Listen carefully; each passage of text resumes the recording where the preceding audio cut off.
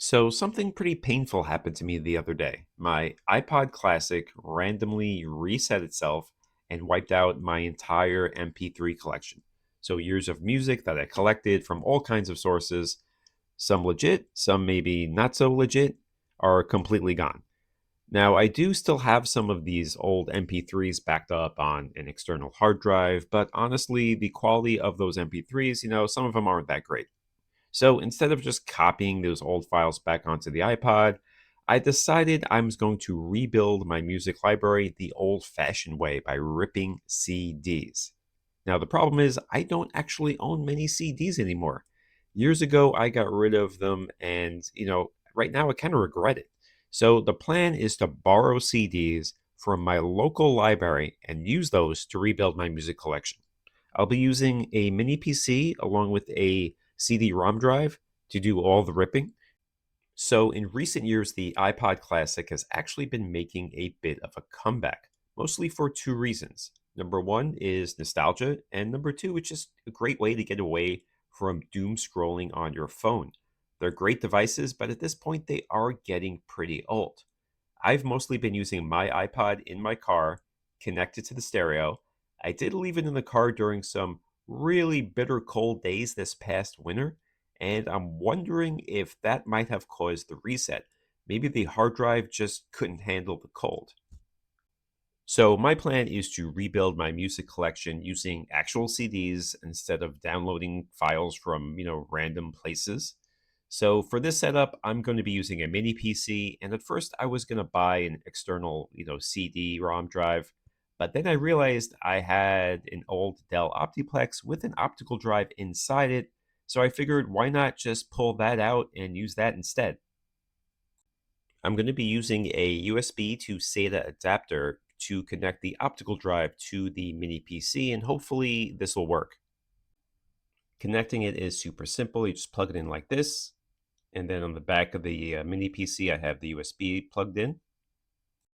Since I'm using these CDs for an iPod, I figured I would use good old iTunes. So it's still around, and yeah, you just got to download the official app from the Microsoft Store.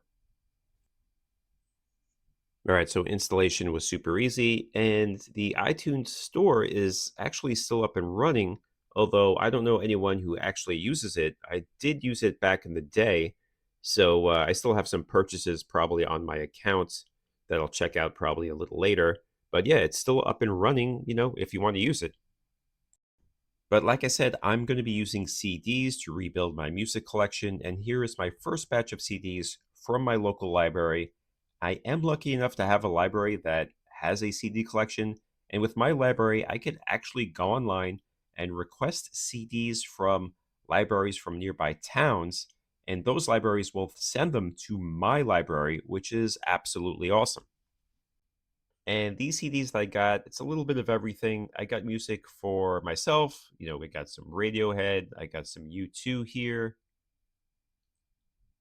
Under a Blood Red Sky, great, great album. Got some Weezer here. And I got some music for my daughter as well. Here's some Olivia Rodrigo. I got Abbey Road by the Beatles. Got another Olivia Rodrigo album. Got a Sabrina Carpenter album. So we are good to go. I'm going to start ripping some CDs now. All right, so I ran into an issue with this optical drive from the Dell Optiplex. It was recognized on the mini PC, but when I pressed the button to open it, it just wouldn't open. I had to manually open it here. I did hook it up to a different PC and still no luck. It just, you press the button to open, close, and it just wouldn't. I updated the drivers and still nothing. So I had to ditch this drive from the Optiplex and purchase an external CD/DVD drive from Amazon. I was trying to avoid this, but this no-name brand drive only costs $20, so no big deal. I'll leave a link to it in the description below. So let's get this out of the box here.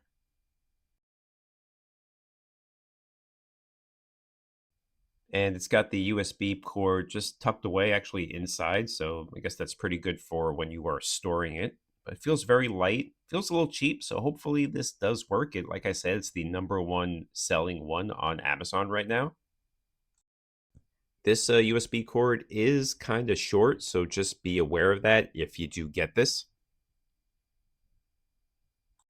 Let's see if this tray opens up, and it does. However, you do have to just manually pull it all the way out like that to get the CD on in there. And time to pop a CD in here and rip this with iTunes.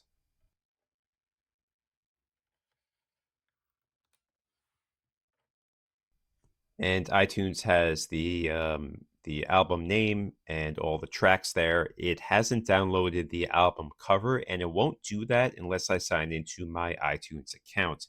I will be doing that later. But if you don't want to sign into an iTunes account or make one, you can manually add a cover, but then you have to search for the album cover and add it in. And if you have a ton of CDs, that could get kind of annoying. So it asked if I wanted to import the CD into iTunes. I just clicked yes, and I'm just going to wait a few moments, probably take a few minutes to do this.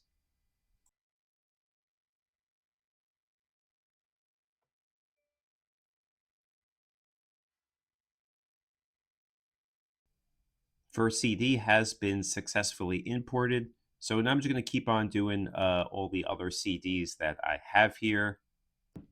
When you do put a CD in here, it's going to see multiple matches. So you just want to pick which one you want to use as far as the album title and the name. I now have ripped all of the CDs I got from my library, along with a box set from The Police, which I already had in my house. So everything looks really nice and organized. So very easy to find an artist or an album that I want to listen to here.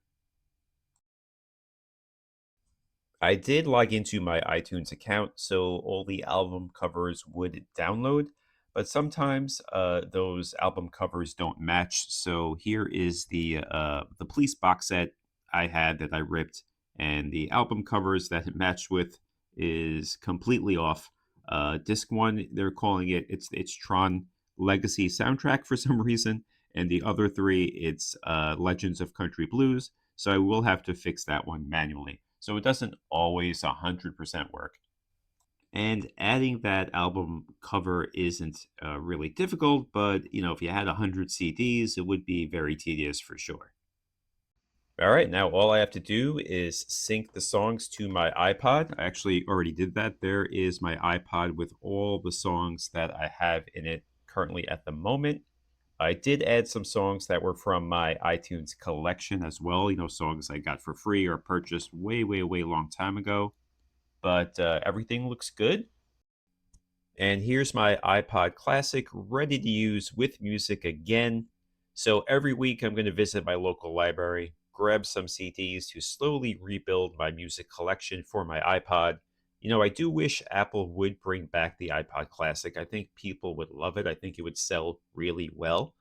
But that's going to do it for this video. Please hit that like and subscribe button. Thanks for watching.